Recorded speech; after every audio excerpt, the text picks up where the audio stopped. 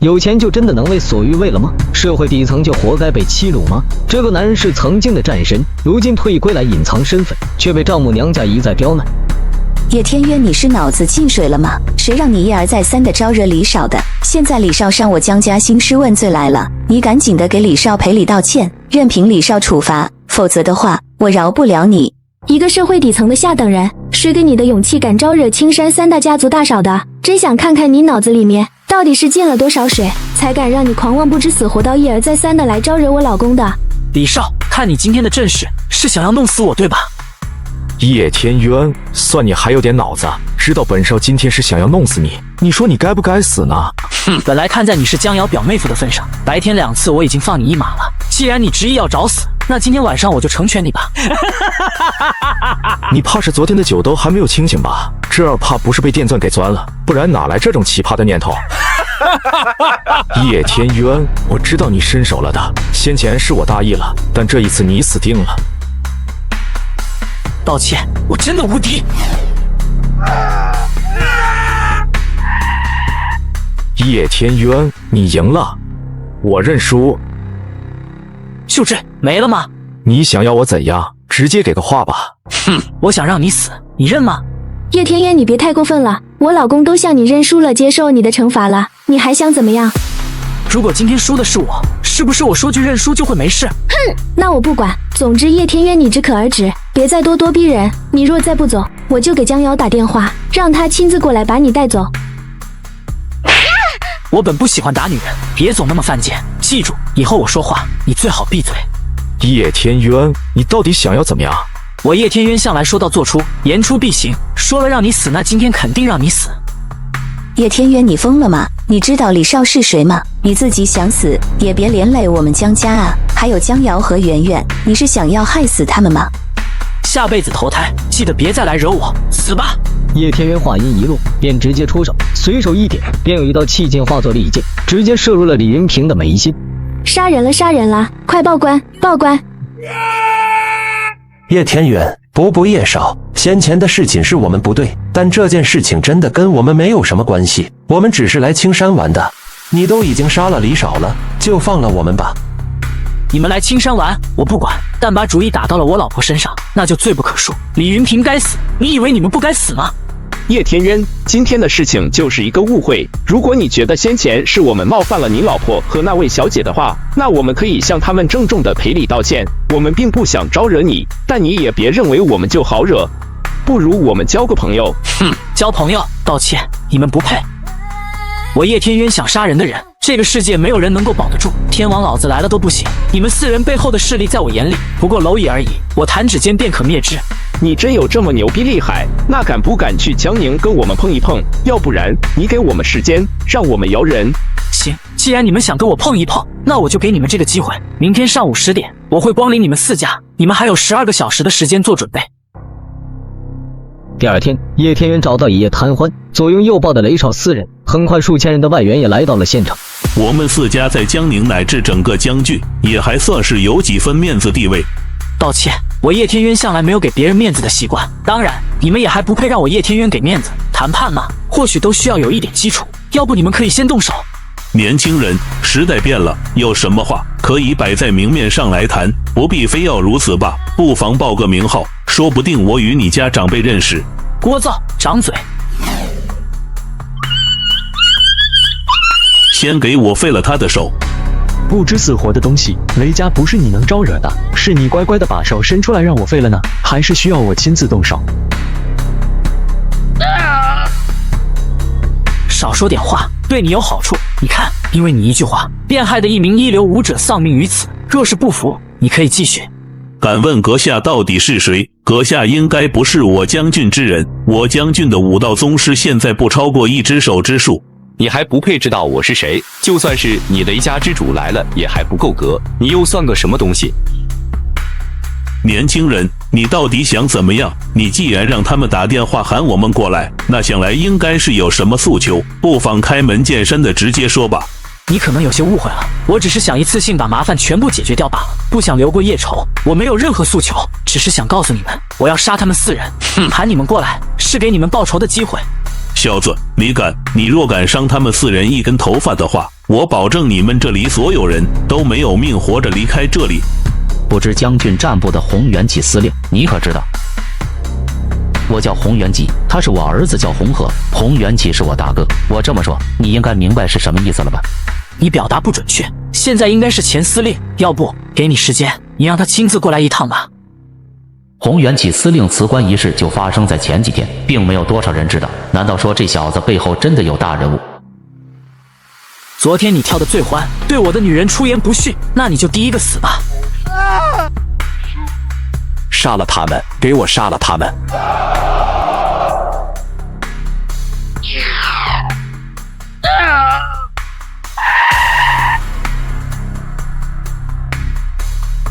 年轻人，你到底是何方神圣？烦请你报个名号，我4家也想知道他们几个年轻人到底是招惹了哪尊大菩萨，连名号都不敢报一下，不算是什么英雄好汉吧？哼，我的名号过于强大，不便透露。想知道，或许可以下去问阎王。有话可以好好说，有事可以慢慢谈。你到底要怎样才肯放了他们？你若敢杀我儿，我定将你碎尸体万段。你罪该万死，不可饶恕，下辈子投胎还是做条狗吧，你不配为人。严宗师，一切有劳了。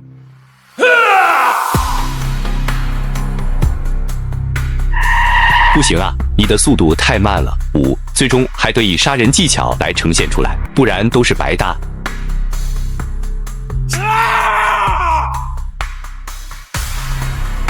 他们都死了，那你们也下去陪他们吧。好兄弟就该同一共死。我叶天渊从来不喜欢隔夜仇，有仇有怨，一般当场就给爆了解决了。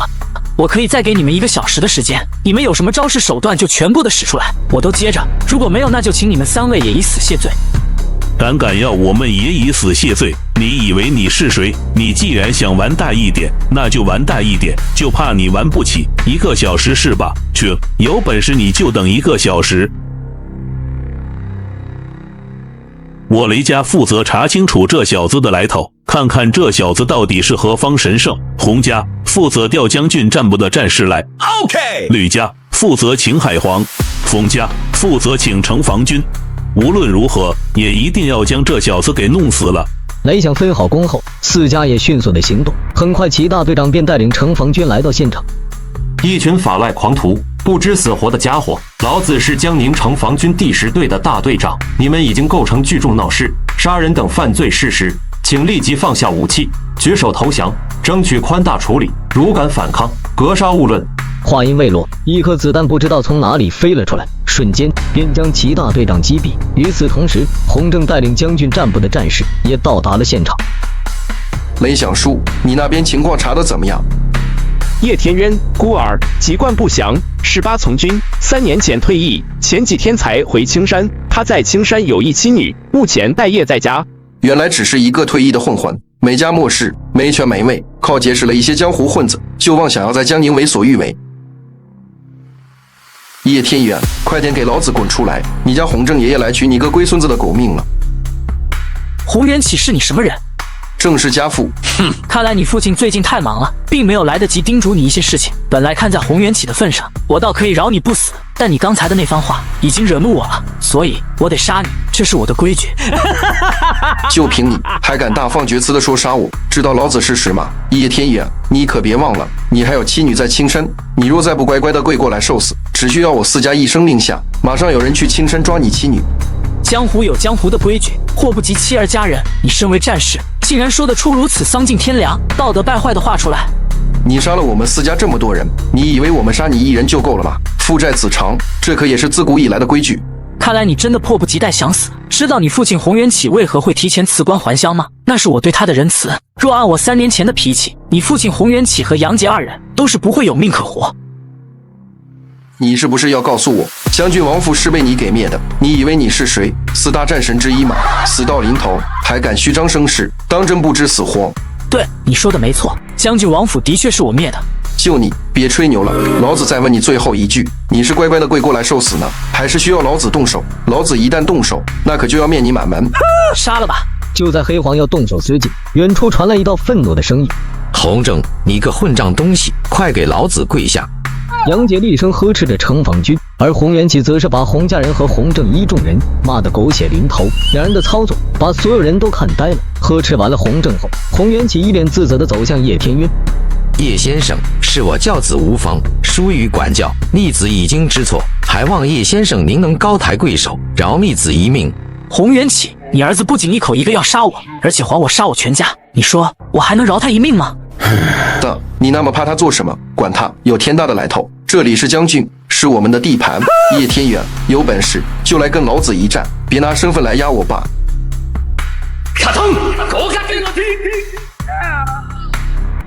叶公子，今天是我们有眼不识泰山，冒犯招惹到了你。刚才叶先生说让我们3人以死谢罪，输了我们认命。只是此事与我们4家其他人无关，还望叶公子你高抬贵手，不要对我们4家赶尽杀绝。我叶天渊没有动辄杀人全家、诛人9族的习惯，子不教父之过。你们3人以死谢罪，今天是变了。事情很快便传到了李家，李家主瞬间猜出叶天渊的身份，当即对李家众人下令：从现在开始，任何人不得招惹叶天渊以及他身边的任何人半分，这是命令，都听清楚了吗？给我准备一份厚礼，我要亲自去登门谢罪。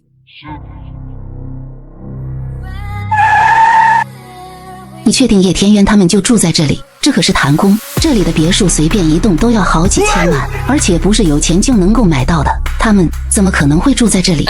江瑶发给我的定位就是这里，没错。我再打个电话问一下吧。电话接通，李咏梅问了一遍后，得到了江瑶的肯定回答。很快，江瑶便出现在了门口。爸妈、二姨、二姨夫，你们怎么来了？二姨，我招你惹你了吗？怎么上来二话不说就扇我耳光？你就真的那么好被欺负吗？你是没招我惹我，但你的男人叶天渊招我惹我了，扇你耳光都是轻的。你要不是我侄女，我岂止是扇你耳光那么简单的事？打人的手该剁，这样的人不打还留着过年吗？什么狗屁的亲情，在利益面前连狗屁都不如。说完，叶天渊一个手刀下，顿时一道清脆无比的骨头断裂声响起。叶天渊，你怎么打人了？不管怎么说，她也是你二姨呀，我们是至亲。二姨？什么狗屁的二姨？一上来二话不说就打江瑶的二姨，还至亲？在你们眼里，什么时候把江瑶当成过至亲？打你都算是亲的，我还敢杀了你们，信不信？疼吗？痛的话就去打回来。别人打你1巴掌，你应该还他2巴掌。别人不把你当亲人，你又何必在乎？江瑶，你敢？以后也要这样，不管是谁敢惹到你、欺负到你，那就不要犹豫客气，直接打回去就行了。就算是天塌下来，我也会给你顶住的。李永桃，既然你不把我这个侄女当回事，那从今往后我没有你这个二姨，你也没有我这个侄女，我们以后没有任何关系，滚吧，以后别来我家。江瑶，你好样的，你就等着吧。你们是我爸妈，你们的养育之恩，我一辈子都报答不了，我也不会对你们怎么样，只是希望你们以后不要再来逼我们。唉，女儿，你误会我们了，爸妈知道你意已决，知道你做的决定谁都改变不了，现在我和你爸不会再逼你们干涉你们了。就在此时，一辆劳斯莱斯幻忽然向这边驶过来，李家主从车上下来，李咏梅慌忙将江瑶拉到一边，连忙向李家主致歉。李家主，这件事情跟江瑶没有任何关系，您冤有头债有主。叶先生是我们李家教子无方，家门不严，才养出了李云平这个不学无术的混账逆子。他死不足惜，这混账逆子对叶先生和江小姐的冒犯，我们李家深感抱歉。赔礼就不用了，我不差你这点，认识到错误是好事，以后不要再犯就行了。我既然没有找上你李家，那就说明这件事情可以到此为止，只要你李家以后别再来招惹我就行。你走吧。是，我这就走，这样的事情以后绝对不会再发生了。叶天渊，既然江瑶死心塌地的要跟你，非你不嫁，我们同意你们的婚事。不过我们只有一个要求，那就是你可以明媒正娶的把江瑶娶过门。昨天中午我就跟你们说过了，3个月后我会给江瑶一场盛世的婚礼，千亿为聘，国主证婚，天渊殿100万将士接亲。你什么时候养成这喜欢吹牛的习惯？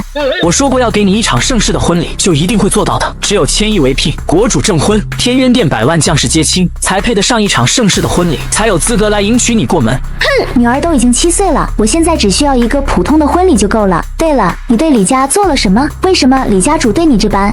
昨天李云平带了一大批保镖和李家的3大供奉去江家别墅，然后李家的3大供奉和保镖全部都被我打进了医院，所以大概是把李家给打怕了吧。你把李家3大供奉都打进了医院，那你也是一名武者？武不武者的我不知道，我只知道我打架从来没输过，不管什么武者不武者的，我都照打不误。很快便到了晚上，在确定江瑶、叶圆圆、林清雪熟睡后，叶天渊叫出黑黄3人。明天生日的事情安排的怎么样？老大，一切都已经安排妥当了。今天叶老姐姐让祖母报了名，报名的情况怎么样？有我们黑黄集团10亿奖金的加持，报名异常的火爆，甚至是外郡的人都疯狂报名。最后我们筛选出来了1000人，都是我们江郡之人，身份信息也都核实过，确保没有任何问题。明天摆成1000人同时过生日，又是5月20号这个特别而又浪漫的日子，必定是会火爆全网，成为一段佳话。老大，已经查清楚了，林小姐的确有些问题。神和军团暗中控制了林小姐阿姨一家，以此来要挟林小姐为她卖命。林小姐此次回青山的目的，应该不是冲着老大您来的，但极有可能对主母不利。他既然也有苦衷，那就先不用急，除非他真的对江瑶和圆圆下手。这样妖姬，你去联系雪森大帝，让他去把林清雪阿姨一家救下，同时告诉东帝，让他给我对神和军团往死里打。送走3人后，叶天渊来到阳台，刚盘坐下来要开始修炼，手机却忽然响了起来。臭小子，明天是我徒媳和徒孙女的生日，我这个当师傅施工的也要表示，我已经把礼物给了老莫，明天他会带我送过去。老家伙，你不对劲，你个一毛不拔的铁公鸡，什么时候变得这么大方了？你竟然还舍得给江瑶和圆圆送生日礼物？臭小子，这你就不懂了吧？你没听说过隔代亲吗？我只是看你不顺眼罢了，但对我徒媳徒孙女，那我还是很喜欢的。等等，老家伙，你怎么知道明天是江瑶和圆圆生日的？我都还是刚知道2天。还有莫老不是还在青山吗？你把礼物给了莫老，难不成说你也在青山？来了青山也不过来找我，我到底还是不是你徒弟？你又不是大美女，我跑去看你干嘛？我既然去了青山，那知道明天是我徒媳和徒孙女的生日也就不足为奇了，是吧？白天我是还在青山，不过这会不在了。那你来青山干什么？你个臭小子，我来青山干嘛还需要向你汇报吗？我自然是有我的事情，就不告诉你。没想到叶天渊刚挂断，电话竟然又打了进来。有屁快放，我还要修炼呢。修炼，男女双修的那种。年轻人，你悠着点，慎重一点。再不说我挂了。小子，等你把青山的事情全部处理好后，就准备开启一段新的旅程，一个新的人生吧。这段时间你还能够悠闲一下，等那件事情正式开始之后，你就没有这么舒服了。老家伙，你这到底是什么意思？新的旅程，新的人生，你又想要对我做什么？给我安排什么鬼任务啥的？我拒绝，这种事情以后都别找我了。我现在对这些事情没有任何兴趣。叶天元，你不是一直想知道你的身世吗？等你忙完青山的事，我就告诉你。你并不是普通人，你这辈子注定不平凡，这些是你必须要去做的事情，我躲不掉，你更躲不掉。等了这么多年，就是为了这件事情，为了那一天的到来。我答应过江瑶和圆圆，往后余生我都会去陪着他们，不会再辜负他们，离开他们。我也想你能够一直留在青山，陪着妻女安逸地过完一生，但现实的情况不允许。如果你不去做，那可能你的妻女永无宁日，甚至有可能受到可怕的伤害。老家伙，我的身世到底是什么？你把话说清楚点。既然今天把话说开了，那就全部跟我说说吧，不然你让我准备什么？我说过了，等你处理好青山的事情之后，我会一五一十的全部告诉你。接下来的时间，你就好好的陪着他们吧。与此同时，另一边东归国神鹤军团总部，眼看战事愈发焦灼，神鹤决定让林清雪提前开始计划。陷入两难境地的林清雪再三思考后，决定以死明志，打算喝下放了毒药的牛奶。未曾想被叶天渊发现，并一眼而尽。看着叶天渊并未毒发，林清雪震惊。你在那杯牛奶里面下的毒是东归最新的高科技剧毒，科技合成的毒物，的确是非常的厉害可怕，但这点毒对我来说，连给我挠挠痒都做不到。叶天渊，所以你早就知道了我回青山的目的，对吗？可我既不能狠心对江瑶出手，也不忍心看着我这个世界上唯一的亲人无辜受到牵连，我真的没有办法，我只能死啊！你为什么要拦着我？那你说有没有一种可能，你可以不用死，我有办法来解决这一切？你能解决？这怎么可能？神和军团的人控制了我阿姨一家，他们一家在雪国，现在距离神和军团给我的最后期限也只剩下不到2个小时罢了，你怎么可能救出他们？ OK。林清雪反复再三确认之后，才敢相信阿姨说的一切。挂了视频电话之后，如遭雷击一般的愣在了原地，看向叶天渊。叶天渊，你到底是谁？你手腕如此通天，绝非普通人，你的来头一定很大。我的身份你不必知道，在你刚才没有对江瑶下毒的那一刻起，你的事情我就会帮你解决好。唉，江瑶，真的是你们啊？程月平是你呀，好久不见。怎么，你儿子也今天生日吗？你记性这么差吗？我儿子出生、满月、周岁，还有每年的生日，我可都会在朋友圈和高中同学群里发呢，每次都会发大红包。你竟然还会不记得我儿子是今天生日？不好意思啊，我早就已经退出了高中同学群了，我手机看得少，所以的确是没怎么注意过这方面的消息。切，怪不得群里多次讨论你，你都没有出来说过话呢。原来你早退了，也是发生了那样的事情，我要是你，我也早没脸在同学群里待了。老同学，给你正式介绍一下，我老公钱多多，身家也就几个亿吧。程月平，咱们老同学这么多年没见，这难得见上一面，你这一见面就是想要跟我好好的炫耀一番，想展示你现在过得多好，对吗？我有炫耀吗？江瑶，你这可就大大的误会我了，我也只是跟你说了几句大实话罢了。程月平，你在我面前秀什么优越感？你之前不过是跟在我屁股后面的一个跟屁虫罢了，一声瑶姐喊得比亲娘都还要亲，不知道你有什么好在我面前摆谱的？就凭你长得胖、长得丑、脸皮厚无敌吗？长得胖、长得丑、脸皮厚不是你的错，但出来恶心人就是你的不对了。江瑶，你今天带女儿来这里，也是参加百城千人同庆生的活动吗？看来你报名成功了。我儿子吵着想要参加，要不这样呗，我给你60万，你把这个名额卖给我吧。我不卖。100万总可以了吧？你还有什么理由拒绝？有了这笔钱，你就可以改善一下和女儿的生活，难道不香吗？你是不是以为钱是万能的？有钱你就可以为所欲为，可以随意的践踏别人的尊严？你是不是觉得这100万就可以让我江瑶对你趋炎附势？切，尊严那玩意值几个钱？100万，难不成还买不到你江瑶的尊严？你还真把自己当成是之前人人喜欢的校花吗？醒醒，你现在只不过是个没人要的黄花罢了。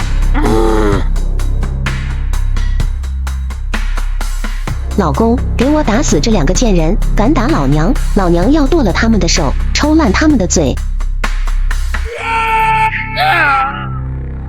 再吵，直接把你们送去城防局喝茶。奇葩夫妇送走没几分钟，便通过买其他人名额又回到了现场。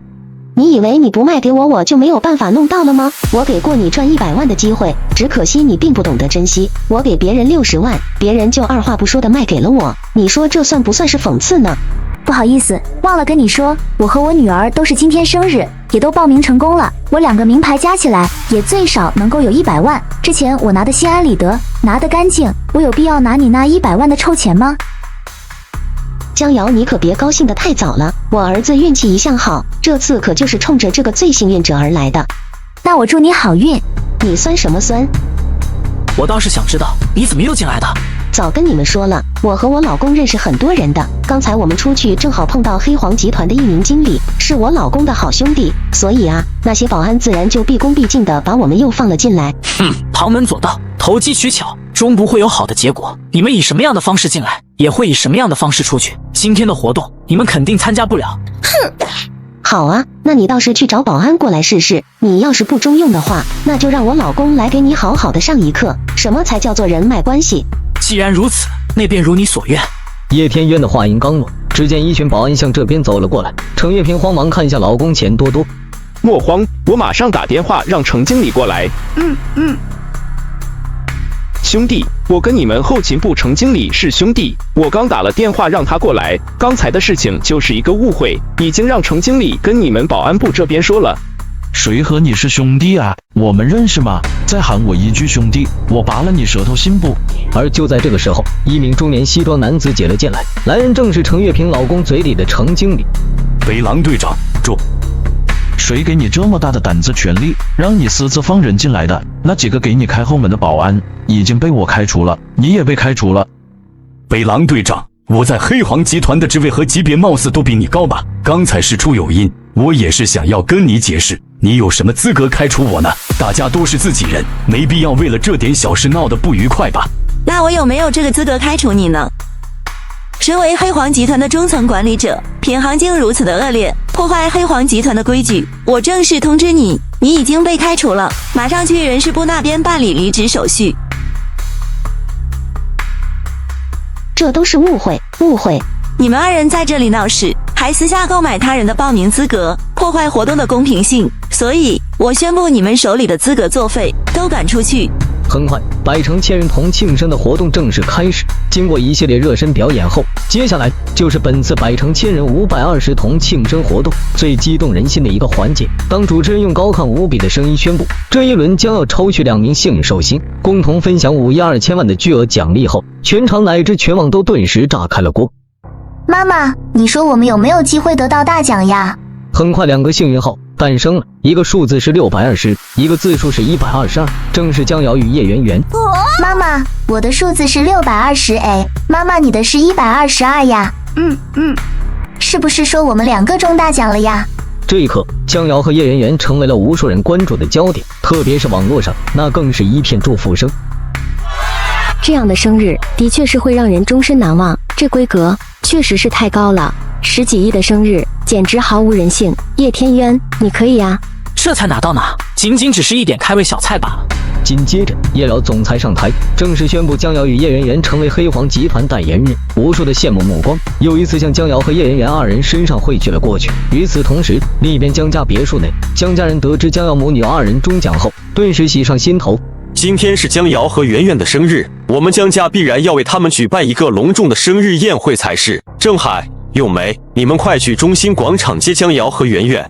OK。而此时，青山中心广场的活动也已经接近了尾声。爸爸，今天我太开心了，这是我过得最开心、最幸福的一个生日，我真的好喜欢呀！妈妈，你是不是也很开心呀？开心呀！妈妈当然开心了，这也是妈妈过得最好、最幸福的一个生日呢。而就在这个时候，一道亲切无比的声音忽然传了过来：“江瑶、圆圆，终于找到你们了。爸妈，你们有事吗？”瞧你这话说的，我和你爸一定要有事才会来找你嘛。今天是你和圆圆生日，你爷爷特意在1号公馆订了一桌给你和圆圆庆生呢。回想起这8年来的种种，江瑶不禁满眼冷漠。不用了妈，替我谢谢爷爷的好意，但我已经不是江家人，替我和圆圆庆生就不必了。叶天渊已经安排好了，他会替我和圆圆庆生的。你爷爷当年说把你赶出江家，那也是气话，现在你爷爷也已经后悔了，知道错了。今天在1号公馆设宴要给你和圆圆庆生，也是想借这个机会宣布你重新回归江家。不用了妈，我也没有想过要重回江家，这样也挺好的，至少以后我自己的事情我自己能够做主，不需要你们来替我做任何决定。我和圆圆都参加了1上午的活动，现在很累，我们先走了。与此同时，另一边江家别墅得知被拒绝的江老爷子气急败坏。你们是怎么做事的？这点小事都做不好。郑海、咏梅，江瑶是你们的女儿，她不答应你们就放弃了。那1号公馆被人包场了，无法预定呀。这点小事你们都办不成，还包场骗谁呢？1号公馆是随便能包场的地方吗？现在江瑶地位不同了，他就是我们江家的财神爷。跟我走，我要亲自去请江瑶回来。此刻88号别墅内，林清雪因为完成任务，身体内毒素发作，幸被叶天渊及时发现救下，而江老爷子一行人也来到了别墅外。你们确定没有弄错？江瑶他们真的是住这里的，这房子是叶天渊的。爸，我们肯定没有弄错，昨天我们可都还来过呢。据我知道的情况，谭公88号别墅之前的主人应该是江宁的某位大人物的，那个大人物绝对不姓叶，所以这栋别墅绝对不可能会是他叶天渊的。我看这个叶天渊就是一个骗子，估计不知道在哪里办的假证件来把这里的物业给忽悠过去了，装成是这栋别墅的主人。我说大嫂，江瑶现在身上可是有5个多亿，妥妥是做大金矿，你还是想办法早点劝江瑶跟叶天渊划清界限吧，别让这颗老鼠屎影响拖累到了江瑶。吴娟，你说的对，确实是要让江瑶跟叶天渊尽早划清界限，不能让他坏了江瑶的名声。以江瑶现在的条件和名声，完全有机会嫁入豪门的，就算不嫁入豪门，她的未来也一片无量。就在一家人达成共识之际，一道冷冽又不悦的声音忽然从别墅里面传了出来。爸妈，如果你们是来劝我和叶天渊分手的话，那就请你们回去吧，我就不给你们开门了，这里不欢迎你们。江瑶，你怎么跟爸妈说话的？爸妈也是为你好。我的事情我自己会做主，就不劳你们来替我操这份心。以后我不希望你们再在我面前提起这件事情。我跟叶天渊怎么样，是我们的事情，任何人都不要来干涉半分。哼，也不知道我们江家怎么就生了这么一个傻丫头，被人骗财骗色了都还不知道，还心甘情愿的很。平日里的聪明劲呢，怎么在渣男身上就智商为负数了？这8年来，我已经看透了很多东西，谁对我好，谁对我不好，我心如明镜。这事就不劳三婶你来说。好了，都给我闭嘴，都在胡说八道什么？叶天渊这孩子挺好的，你长大了，结婚的事情你跟叶天渊商量好了就通知我们一声，需要我们做什么，我们都绝对全力的配合。你看怎么样？今天是你和圆圆的生日，我们来给你们庆生。江瑶还在那里发什么愣啊？快点打开门让我们进呀！爷爷、爸妈，你们里面请吧。三叔、三婶，既然你们那么不待见叶天渊，那样说叶天渊，那我想叶天渊并不欢迎你们，你们就在外面吧。老公，你说江瑶这个死丫头，她竟然敢这么对我们，简直目中无人，不尊重长辈，没点教养。现在江家要求着江瑶，老爷子都亲自发话了，我们能怎么样呢？不行，老公，江宁被叶天渊害成这样，断送了下半辈子的幸福，也害惨了我们一家。这口气，我们怎么也得找他叶天渊出了。出？怎么出？我们现在可招惹不起他江瑶，否则他会直接甩我们脸色看的。哎，对了，老公，我好像记得你有一个同学，就是在谭宫当保安部的经理吧？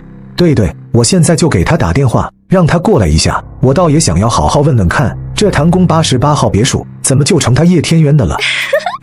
这栋别墅肯定不是他叶天渊的，我们来坐实他骗子的身份。圆圆，你上楼去找爸爸吧。说吧，你们今天来找我什么事情？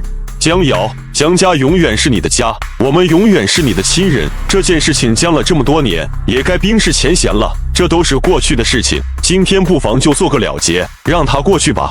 我知道你们今天是为什么而来。我虽然被赶出了江家，虽然我现在并不是江家人，但不管怎么样，我身上的血我改变不了，你们始终都还是我的亲人。爷爷，你们有什么事情就直接说。江瑶是这样的，这2年我们江氏集团经营不善，如果想要彻底把江氏集团救活的话，那估计要4、5个亿的资金注入进去。好女儿，我的好女儿啊，你总不能眼睁睁地看着我们江氏集团宣布破产吧？江瑶，这笔钱不让你白给，要不我们江氏集团给你20%的股份，只要你肯救我们江氏集团，那一切都好谈，哪怕你让爷爷给你跪下来认错都行。江瑶，你是不要妈跪下来求你才行，妈是对不起你，是做错了事情，难道妈就不可恕了吗？妈这就给你下跪。妈，你们这是干嘛啊？我又没说不帮。好女儿，这么说你答应了？我可以给江氏集团5亿，我也不需要江氏集团20%的股份，我只需要10%就够了。不过我有一个条件，我要当江氏集团的总裁，为期10年。如果答应这个条件，5亿我今天就可以给。好，江瑶，以你的能力完全可以胜任我们江氏集团的总裁一职，你提的2个条件都完全没有问题，我马上公司法务部那边准备合同。那我呢？我在公司当总裁这么多年，没有功劳也有苦劳吧？江瑶现在要把我的位置挤掉，难不成以后让我给他打下手？二叔若是不愿意给我打下手的话，可以在家里休息一段时间再说。江氏集团落到今天这地步，可有二叔你和三叔的功劳。江瑶，你放心吧，以后有爷爷全力的支持你，我看有谁敢说3到4一句，以后你2叔和3叔就让他们在家里歇着吧。与此同时，别墅外，江正川夫妇也叫来了保安同学罗经理。正川兄弟，什么风把你吹到谭宫来了？这地方你之前可是没来过，今天这是所谓何事？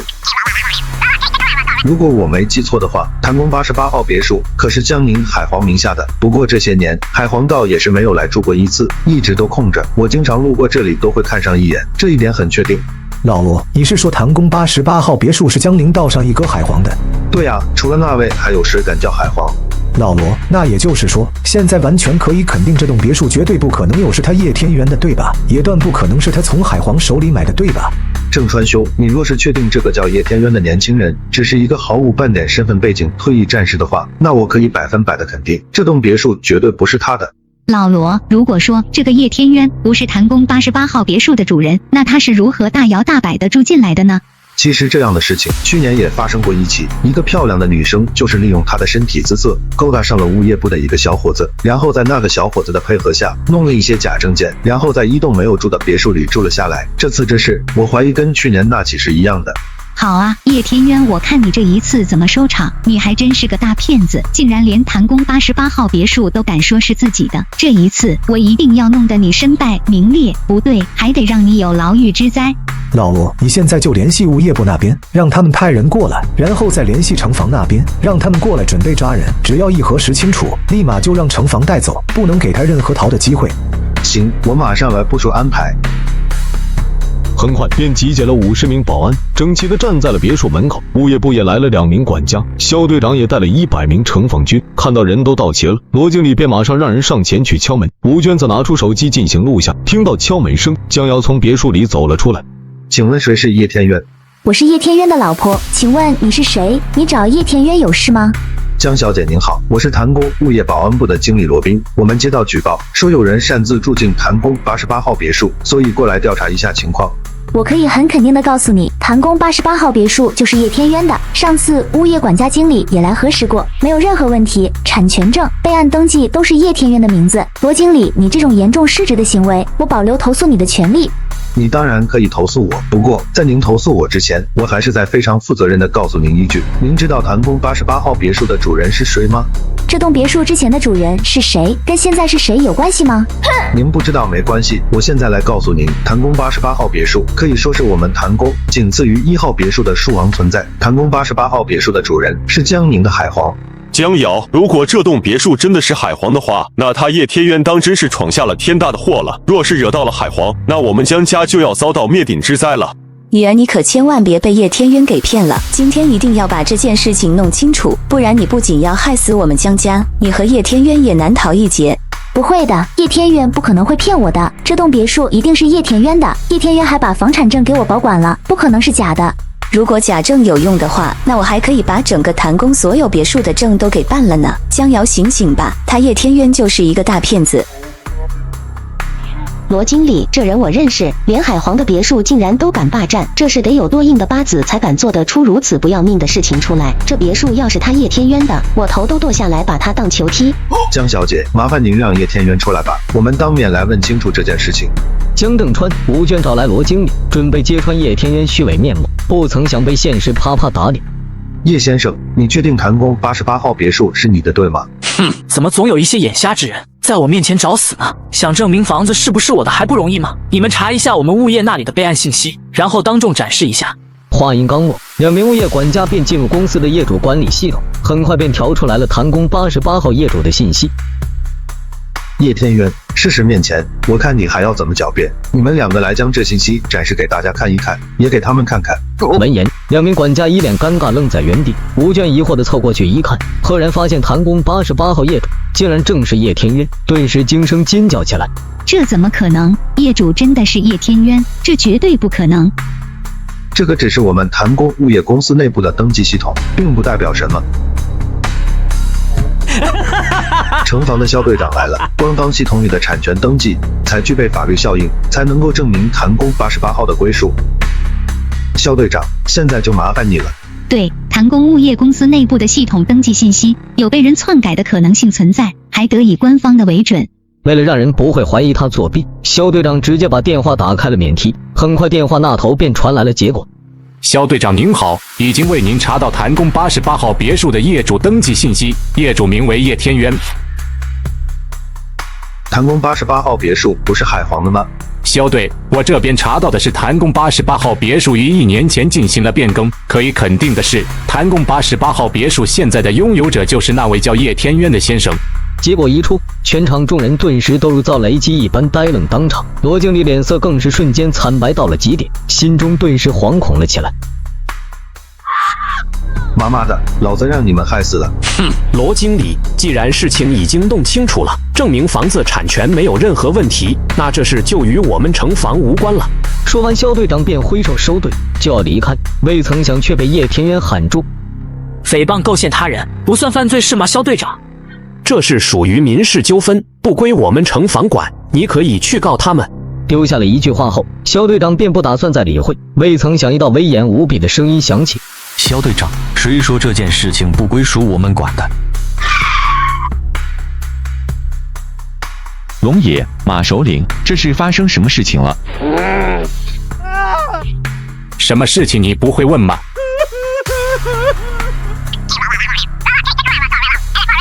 谈宫88号别墅之前一直是在海皇名下，但1年前，龙爷和马首领2人亲自过来找我，将这栋别墅过户到了叶天渊的名下。罗经理，如此低级愚蠢的错误不可饶恕，你被开除了。马首领，诽谤构陷他人是什么罪？就怎么处理这2人？还愣在那里干嘛？干活抓人，把人先带回去后，该走什么程序就走什么程序，一切按规章制度来办，明白吗？听到这话，江正川夫妇顿时下场，2人直接扑通一声就为叶天渊跪了下去。叶天渊，直女士，我们可是一家人啊！刚才我和你三叔之国想跟你开个玩笑呢，是我们的错，我们向你赔礼道歉，求你放过我们吧。可惜晚了，我从来都不是个好说话的人，之前几次我都没跟你们计较，这一次我绝不可能轻易放过。江瑶，我们可是你亲三叔三婶啊，可是你的至亲啊！如果你让叶天渊把我们送进了牢狱，那你也是江家的罪人，都是一家人，没有必要搞成这样吧？一家人，三叔三婶，如果你们真的当我们是家人的话，那就不会联合罗经理来这么一出。今天叶天渊要怎么做，我都支持他。听到江瑶的话，江正川和吴娟2人彻底的崩溃，一屁股瘫坐在地。几名城防已经上来，要将他们2人带走。情急之下，吴娟顿时把希望放在了江正海和李咏梅2人的身上。请大哥大嫂，我们知道错了，这事是我们不对，是我们该死，我们愿意接受惩罚，但我们不想去坐牢啊！还有爸，您老人家也说句话啊，您真的也要看着我们去坐牢吗？早知今日何必当初，你们既然干了这样畜生不如的糊涂事，那就要为此买单。在江老爷子的亲自邀请下，江瑶只好同意前往1号公馆，带着女儿叶圆圆一起庆生。未曾想叶饶、龙爷、胡世守、马首领、莫神医皆来登门道贺。送走了5人后，江老爷子激动地看向江瑶：江瑶，以后你就是江家的主心骨，我们江家所有人以后都听你的，江家的未来，爷爷今天就全部交到你手里了。江氏集团我会经营好，江家的事情我不会干涉和过问什么，以后我是我，江家是江家，我们都互不干涉就行。生日晚宴过后，叶天渊一行人刚走出1号公馆，一道身影忽然朝江瑶扑了过来。叶天渊抬手便是一巴掌呼了过去。江瑶，你还是不是人？你简直是家猪狗畜生都不如，你毫无人性啊！你怎么就如此狠心，要让我爸妈遭受到牢狱之灾？这件事情我们都知情，的确是你爸妈咎由自取，怨不得任何人。以后江瑶是江家的主人，江氏集团的掌舵人，不许你对江瑶如此不敬。爷爷，你们怎么会？话我刚才说得很清楚，你听不懂吗？快滚！爷爷如此的表态，也让江玲彻底心寒心塞。但想到即将要面临牢狱之灾的爸妈，江玲心头一横，直接扑通一声对江瑶跪了下去。今天不管你对我怎么样，我都认了。你怎么对付我都可以，但我爸妈毕竟是你的长辈，你也不应该如此无情无义，非要置他们于死地吧？连改过自新的机会都不给，你眼里有没有一丁点亲情？三叔三婶不念亲情在先，那就不能怪我翻脸在后。这一次的事情，我绝对不会退让半分。我现在也只不过是把你们这些年对我的方式还给你们，你们就开始受不了了。丢下话后，江瑶便拉着叶天渊和叶圆圆离开了。江家人也有心无力，跟随离开，只留下江玲一人在风中抓狂。而在这时，一道身影忽然从黑暗之中走了出来。与此同时，由龙魂战神率领的200万龙国大军，经过几天的浴血奋战之后，成功击退了诸国500万联军，整个京城为之沸腾。诸国联军本来就是冲着我而来的，他们的目标只有我们天渊殿，所以他们可不傻，断不可能会去跟龙魂战神他们拼命。而京城那边也有意扶持龙魂战神，制衡天渊殿。店主，这简直就是欺人太甚！只要店主您一声令下，我们天渊殿100万将士马上回兵北下，再次兵临京城。天晴，你是想造反还是想打内战？他龙魂战神要成立龙魂殿也好，要管北边也好，要名要利也罢，只要没招惹到我们的头上来，只要不触动我们的原则和底线，那就不用理会。很快，就如叶天渊所设想的一般，网络上出现大波天渊殿的黑料，大批水军都在疯狂带节奏，诋毁天渊殿。叶天渊见状，召唤出黑皇等3人。黑皇，你马上给我通知所有人，让大家都抓紧时间准备各自的势力，做好随时听我召唤的准备。老大这样说，那必然是要做大事了。我黑皇就喜欢干大事。京城那边不是官宣了3天后正式给龙魂殿挂牌，给他龙魂战神举行册封授勋大典吗？我们就定于3后天攻打神河军团。我要告诉那些居心叵测、想要踩我天渊殿一脚的人，我叶天渊还活着，我天渊殿还容不得任何人踩到头上来。是老大，我马上吩咐下去。只要老大您一声令下，别说一个小小的东归，就算是全世界，我们也能够打下来。送走了3人后，叶天渊便又拿出手机给天晴战神打了一个电话过去，电话马上接通，但电话那头却是闹哄哄的。天晴战神的语气里显然也充满着怒意。店主，我真的快压不住兄弟们了，这些人实在是欺人太甚，恶心至极，这不是明摆着要踩在我们天云殿的身上上位吗？店主，您还是快点给我们一个话吧。天晴战神听令，天渊殿100万将士全部给我集结，向东归进发，3天后准备全力攻打神河军团。是店主，属下领命。下完命令之后，叶天渊带着林清雪将要与叶圆圆前往网红餐厅吃饭，未曾想却碰见龙魂殿朱雀战神家属找茬。诸位，我向你们隆重的介绍一下，这位是楚家长房的3少爷楚仁平，朱雀战神楚仁武，便是楚仁平3少爷的亲大哥。3少爷此次来呢，是给大家发福利来了。我现在宣布，今天的消费全由3少爷买单。此话一出，全场顿时炸了，不少人都开始鼓掌欢呼了起来。见状，楚仁平的虚荣心爆棚，故意问向身边的萝莉妹子：“你觉得龙魂殿跟天渊殿比怎么样？我大哥朱雀战神跟天渊殿的那什么4大战神比又如何？”3少哥哥，那还用说吗？什么天渊殿不天渊殿的，早过气了，拿什么跟龙魂殿比啊？在我们青山人眼里，什么天渊殿殿主、4大战神，在我们朱雀战神眼里，那都是狗屁。我不许你们如此诋毁天渊殿主，你们说这样的话，良心真的不会痛吗？你们崇拜朱雀战神，吹捧朱雀战神，这些都没问题，但你们凭什么要踩天渊殿主？楚仁平眉头一皱，带着几分怒意的落到了江瑶的身上。不过看到江瑶那绝世倾城的容颜之后，脸色却又马上舒展。这位美女，你又何必这么激动呢？大家也不过就是随口说说罢了，也只是想表达一下对我大哥朱雀战神的敬重。天渊殿主是我们龙国的英雄，是守护我们龙国14亿子民的守护神，是我们龙国之魂，龙国的脊梁。身为一个有点良知的龙国人，都不允许你们如此说天渊殿主。天渊殿主是龙国英雄，难不成我大哥朱雀战神就不是了？就算是实求是来说的话，我大哥朱雀战神也不输给他天渊殿主吧？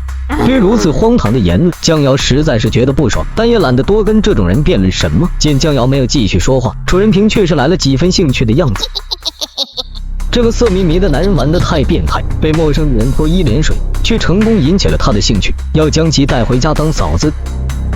今天晚上，我们楚家在青山大酒店为我大哥举办接风宴，此次也是有意想为我大哥挑一个媳妇。2位美女，你们虽然年纪稍大了一点，不过姿色还是非常出众的，可以过来试试。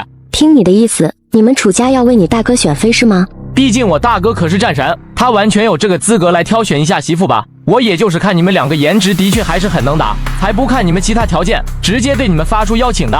那我们还得好好的感激下你喽。那是当然，如果你们真的想好好感激下我的话，当女朋友也还是可以考虑的。听到此话，林清雪怒上心头，拿起一杯水泼了楚仁平一脸。有意思，真有意思，性格挺火爆的嘛。在青山敢泼本少水的人，你可还是第一个。你这样的性格，估计我大哥会喜欢，那就你了。是你们乖乖的跟我走呢，还是需要我动手？楚少，你这是要光天化日之下抢民女吗？如此无法无天，那当真是目无王法了吗？有钱人的事怎么能叫抢呢？那叫荣耀。我可是很有礼貌的请你们去参加晚上给我大哥的接风宴，这可是一份无上的荣耀。来人，带走。就在保镖们靠近江瑶之刻，叶天渊忽然出手，将人全部打飞。你要抓我老婆去给你大哥选妃是吗？你应该只有一个老婆吧？这里2个人，不能是都已经婚配了吧？哪个是你老婆？我们不动，另一个让我带走。滚！我数3下，不滚后果自负。楚仁平都还没有反应过来，叶天渊便已经数完了3个数，猛地一抬脚，楚仁平被踹飞出去。而就在这个时候，一群训练有素的黑色西装男子踏着有力的步伐从外面走了进来。请问阁下是叶天渊叶先生吗？我奉朱雀战神之命，特来邀请叶先生您参加今天晚上在青山大酒店的接风晚宴。饱餐一顿后，叶天渊一行人回到别墅，未曾想门口早已有人等候多时。给你们介绍一下，我表姐夫楚家长子一支的2少爷，也是朱雀战神的亲弟弟。你们有什么事？我大哥最近要回青山，我找来找去，觉得你这栋别墅最为适合，勉强配得上给我大哥暂时住2天。听你的意思是，你想要买我这栋别墅是吗？叶先生，要不你开个价吧，将这栋别墅卖给我楚家。抱歉，这栋别墅我们是不会卖的，我们只有这一栋房子，也挺喜欢住在这里的，所以我们不卖。谭宫别墅多的是，你们何必要盯着我家？谭宫别墅虽然多，但只有谭宫88号别墅最为符合，3亿，这已经是高出市场价一半了。我想这个价码应该足够了吧？让你滚，听不懂人话。楚家要买你们的别墅，这可是给朱雀战神准备的别墅，那是你们莫大的荣幸。若不是看在老同学的份上，我会强烈向我表姐夫推荐你们这栋别墅。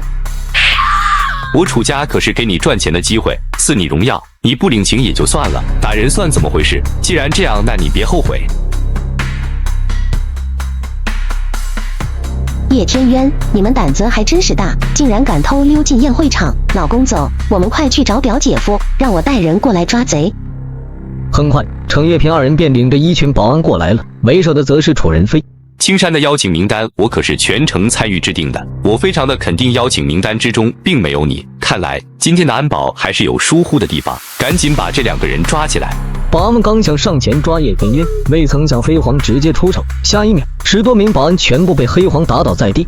反了，你们当真是胆大包天，无法无天，偷溜进这里不说，竟然还胆敢出手伤保安，简直不知死活。话音刚落，一群黑衣保镖出现，就要围向叶天渊。未曾想，一道洪亮的声音突然响起：“快住手！不得对叶先生如此放肆无礼！”你们楚家的待客之道，的确是让人长见识。叶先生是你大哥亲自邀请来楼贵客，还不快点过来给叶先生赔礼道歉？对不起，叶先生，刚才是我弄错了，我也是听信了小人之言，才会犯下如此低级的错误，非常抱歉。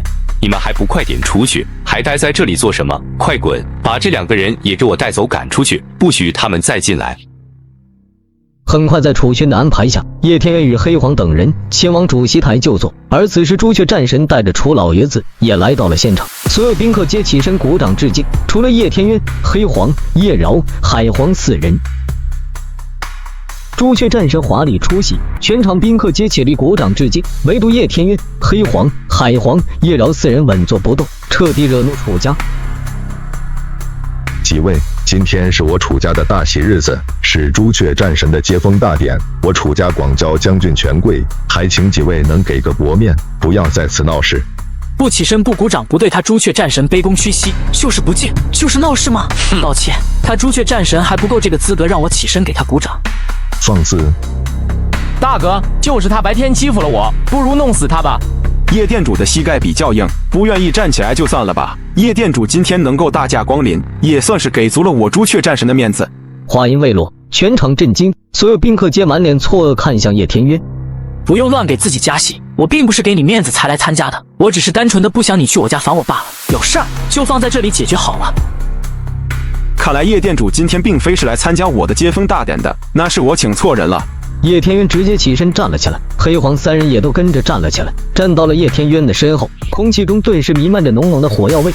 如果朱雀战神没有其他事的话，那我就告辞了。切，我倒也并不想请你叶店主的，只不过我也是受龙魂店主之命，前来邀请叶店主你前往京城参加龙魂店主的册封大典。只见叶天渊直接接过请柬，撕成粉碎，往空中一抛，扔了出去，然后打算离开，未曾想被满身怒气的朱雀战神叫住脚步。站住！叶店主，你如此之举，是对龙魂店主极大的挑衅、冒犯、羞辱，此事我断不能再容忍。所以呢？所以你要为你的行为付出代价，马上把被你撕碎的请柬碎片给我捡起来，然后一片片的给我拼接好，把请柬还原，然后再当着大家的面郑重的向龙魂店主赔礼道歉，向我大哥朱雀战神道歉。你要让我付出代价？对，就是要让你付出代价。叶店主，我给你2个选择：第一，向龙魂店主道歉；第二，我出手打到你道歉为止。不知叶店主你选哪一个？或许还有第3个选择，你看着我离开，或者第4个选择，我打到你离开。你说你选哪一个？咱们都是战士，那就以战士的方式来解决。叶店主，你可敢与我一战？你若想战，我陪你又如何？好，既然如此，叶店主，这里空间太窄，我们去休息室一试高下吧。人武见过店主。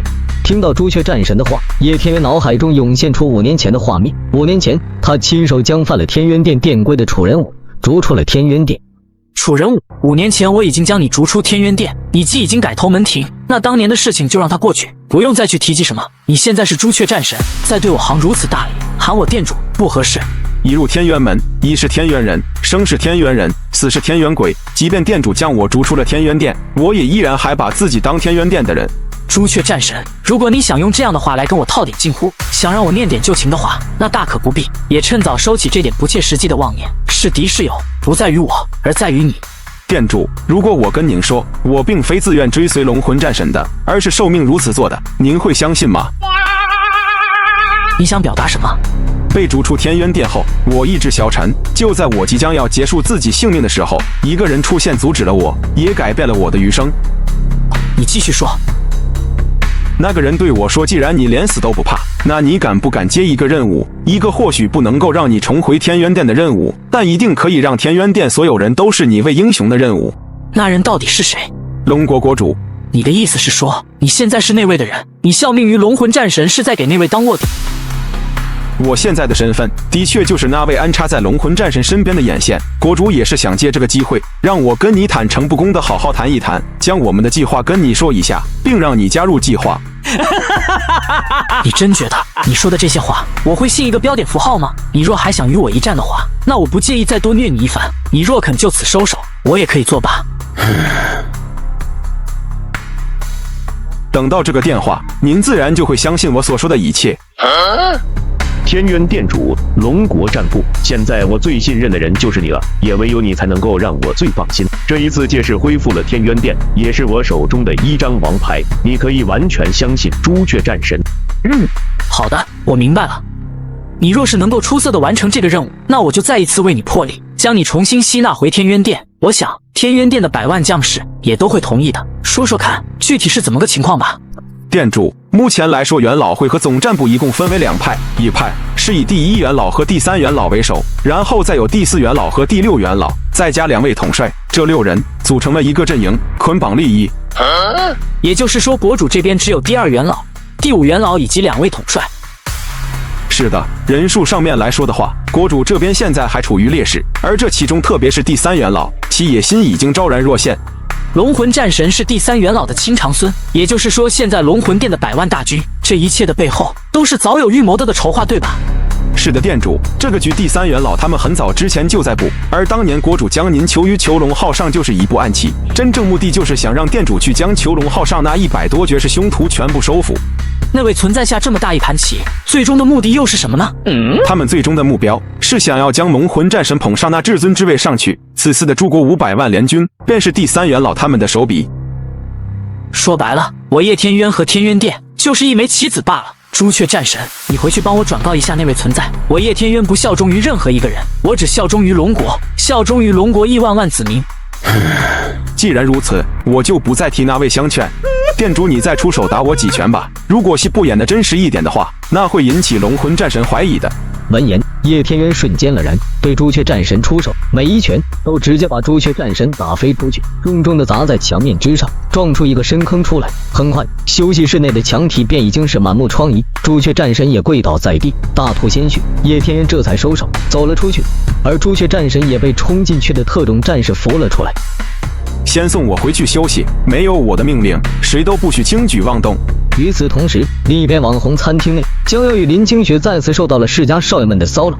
美女，我们也是第一次来青山，也是在网上看到说这家餐厅比较有特色，所以刚才也是入乡随俗，没想到引起了美女你们的误会。你看，既然单我们已经买了，2位美女就赏个脸如何？不必，单我们会自己买，好意心领，谢谢。你们都是顶级大少，我们这些小老百姓高攀不起，谁愿意你们就找谁去呗，不用在我们这边浪费什么精力时间了，让开，我们没空也没兴趣陪你们玩这种游戏。能够被慕容大少他们看上，那是你们莫大的荣幸，你们在这装什么呢？你竟然敢打我！打你轻了。爸爸，你终于来了！有坏人欺负妈妈和干妈，爸爸快打坏人！我老婆吃饭用不着你们来请，现在滚，我可以放你们一马。我们不是马，也不需要任何人放。小小的青山，竟然还有如此牛逼的人物，真以为你是朱雀战神不成？整个将军也只有朱雀战神才有资格对我们说这样的话。你知道我是谁吗？你知道打我的后果吗？哼，打你又如何？连朱雀战神我都照打不误，你又算什么？大胆狂徒，如此口不择言，辱没朱雀战神，罪不可恕。年轻人，乖乖束手就擒，待朱雀战神发落，若遇反抗者，可诛家人。看美女应该是一个很聪明的女人，应该明白一些最基本的事理。不说朱雀战神你们得罪不起半分，就是我们5个，无论哪一个，也不是你们能够招惹得起半分。话音刚落，慕容清风便被叶天渊拎了起来，扔到餐厅外。哥们，玩的有点过了吧？做人还是不要太狂妄嚣张为好。下一秒，东方贤果断出手，打出一拳，叶天渊也回击一拳，拳拳相撞，东方贤手臂被击飞，人直接飞了出去。请问你们还有人要拦我吗？如果没有的话，那就滚开让路，可否？就在众人要让路之际，一道愤怒滔天的声音洪亮响起：给我清场，闲杂人等马上全部给我出去！你刚才不是很狂很能打吗？你拳头再硬，硬得过子弹吗？硬得过牢狱吗？你不知道老子是谁吗？连老子都敢打，谁特他给你的勇气？爸爸，别怕，圆圆，有爸爸在呢，爸爸不会有事的。爸爸可是一名战士，千军万马的战场爸爸都不怕，还会怕这些城防吗？真是好大的口气啊！没文化不可怕，无知的话那就是悲哀。小子，说吧，你现在想怎么死？安抚完叶人猿后，叶天渊便一把掐住慕容清风的脖子给拎了下来。300方城愣了半晌之后，才纷纷反应了过来，一个个举枪对准了叶天渊。不想他慕容清风死的话，把枪都给我放下去！小子，你到底知不知道我是谁？我的家族有多强大？今日你若敢动我，你一定会死无葬身之地！赶紧放开小爷，然后跪地求饶，小爷还能饶你一命。真是聒噪，不想死就闭嘴！伴随着叶天渊手不断收紧，慕容清风的脸不禁涨红起来，身体止不住的恐惧发抖。哥们，有话好好说，只要你放了慕容清风，我们便不予追究，放你们离去。即便你不怕什么，也应该为你的老婆、女儿还有那位美女考虑一下，不是？我这人向来不喜欢麻烦，也不怕麻烦。像你们这种人的话，我一个标点符号都不会相信。我给你们半个小时时间喊人，半个小时一到，我就杀了他。能不能救他慕容清风，那就看你们的本事。既然有人真想要跟我们玩一场大的很的绝的，那我们就只能是奉陪到底，不死不休了。那大家就打电话喊人吧，让他看看我们的背后到底是有怎样滔天的力量。总有人不见棺材不掉泪。很快，各家族外援便来到了现场，4大豪门的保镖最先赶到。救我，快救我！来得这么慢，本少爷出事，你们承担得起吗？你若识相，现在放了我家大少，或许还有可谈的余地，否则恐怕你和你身后的3位今天都没有命能够活着走出这里。你本可以不用死的，但在你说出这句话的时候，就宣判了你的死刑。小子，你还真是不知死活！既然你这么狂，那敢不敢与我们一战？是男人就用拳头实力来说话，而不是靠口舌之力。你直接出手便是，我一只手足矣。大话谁都会说，你现在也不过就是仗着我家大少爷在你手上，所以你才敢如此大放厥词，不可一世姿态。我再说一次，放了我家大少爷，一切都还有得谈。同样的话，我不喜欢说第2遍。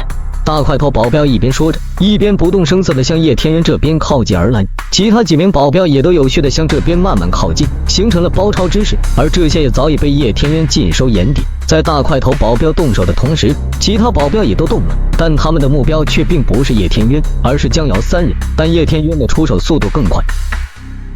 这怎么可能？难道眼前这个男人是个顶尖高手？哼，就这，看来你们真是没把我放在眼里。这点小手段，不是你们背后家族真正的实力。距离半个小时还有10分钟，望你们珍惜。就在众人打算继续叫外援之刻，东方贤突然愤怒咆哮，看向一众城防军：听我命令，拿起你们的枪，给我瞄准他们4人。这里有300把枪，我倒要看看你的实力到底有多强。就在众城防兵举枪之刻，一道声音突然传来：都给我住手，把枪放下！马首领，你到底什么意思？真的是非常抱歉，东方少爷，这件事情牵扯太大，我一个小小的青山城防首领就不掺和你们神仙打架。说完，马首领一挥手，直接带着300城防离开了。以为没了城防，我们就没有手段了吗？燕廷飞，把你父亲的护卫全调过来吧，我也把我父亲的护卫战士全部调过来，我再打电话回将军战部，调3000今日以最快的速度赶来。闻言，叶天渊也马上给暗中的黑皇给了一个指示过去，黑皇也马上行动起来。海皇，你马上给我调动所有人马，围住4大豪门。刘金龙，你马上召集青龙会所有弟兄，全部给我过来。妖精，你让天渊殿南驻支援青山的战士。死神，你统筹暗中的力量，一定要确保主母和小公主的安全。